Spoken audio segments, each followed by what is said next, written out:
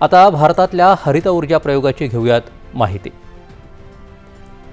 धूर रोखणाऱ्या वाफेच्या इंजिनापासून सुरुवात झाली, नंतर डिझेल आलं, त्यानंतर विजेवर धावणाऱ्या रेल्वेनं वेग घेतला आणि आता भारतीय रेल्वेनं आणखी एक महत्त्वाचा टप्पा गाठला आहे। भारतातल्या पहिल्या हायड्रोजन फ्युएल सेलवर धावणाऱ्या प्रवासी रेल्वेचं लोकार्पण झालं आहे। पंतप्रधानांनी 17 जुलैला हरियाणातल्या जिंद स्थानकावर या गाडीला हिरवा झेंडा दाखवला। हा केवळ नव्या रेल्वेचा प्रारंभ नाही, तर भविष्यात गरज असेल तिथं हरित इंधनाचाही रेल्वे अवलंब करू शकते याची दिशा दाखवणारा प्रयोग आहे। त्यामुळे या रेल्वेकडे केवळ नवीन तंत्रज्ञान म्हणून नाही, तर भारताच्या हरित ऊर्जा धोरणाच्या दृष्टीनं पाहणं अधिक महत्त्वाचं ठरतं। हरियाणातल्या जिंद सोनीपत मार्गावर धावणारी ही 10 डब्यांची रेल्वेगाडी पूर्णपणे भारतात विकसित केली आहे। तिची क्षमता सुमारे 2600 प्रवाशांची आहे। जगात सध्या धावणाऱ्या बहुतांश हायड्रोजन रेल्वेगाड्या 2 किंवा 3 डब्यांच्या आहेत। त्या तुलनेत भारतानं थेट 10 डब्यांची अर्थात अधिक क्षमतेची रेल्वे विकसित केली आहे। या रेल्वेत 1200 किलोवॅट क्षमतेची हायड्रोजन फ्युएल सेल प्रणाली आहे। गाडी तासाला कमाल 110 किलोमीटर वेगानं धावू शकते, मात्र प्रवासासाठी तिचा वेग ताशी 75 किलोमीटर ठेवला आहे। या रेल्वेचं सर्वात मोठं वैशिष्ट्य म्हणजे तिला धावण्यासाठी बाहेरून वीज घ्यावी लागत नाही, ती डिझेल पण जाळत नाही। मग ऊर्जेचं काय? तर हायड्रोजन फ्युएल सेल प्रणाली।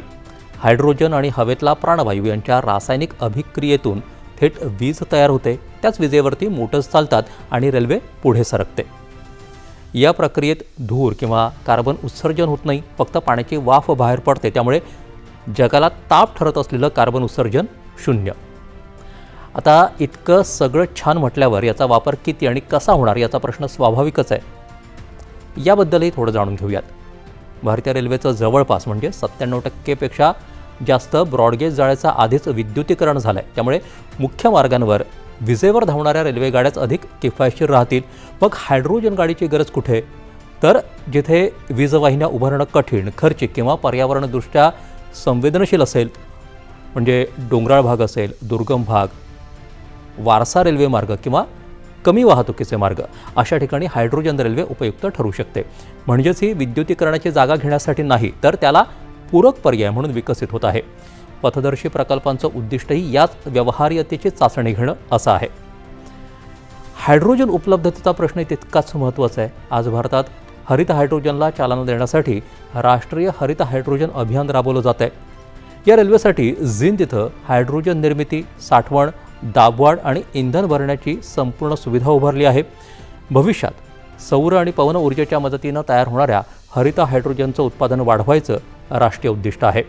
अणुऊर्जेच्या साहाय्यानं हायड्रोजन निर्मितीच्या नव्या तंत्रज्ञानावरही भारत काम करतोय। म्हणजेच रेल्वेचा हा प्रयोग आणि देशाचं हरित हायड्रोजन धोरण यांची दिशा एकमेकांना पूरक आहे। हायड्रोजन अत्यंत ज्वालाग्रही असल्यामुळे सुरक्षिततेबद्दलही प्रश्न उपस्थित होणं स्वाभाविक आहे। त्यामुळे या रेल्वेत गळती, उष्णता, ज्वाला आणि धूर याची लगेच माहिती देणारी बहुपदरी सुरक्षा व्यवस्था बसवली आहे। इंधन साठवण ते भरणं आणि संपूर्ण कार्यप्रणाली अनेक स्वतंत्र सुरक्षा स्तरांनी संरक्षित केली आहे।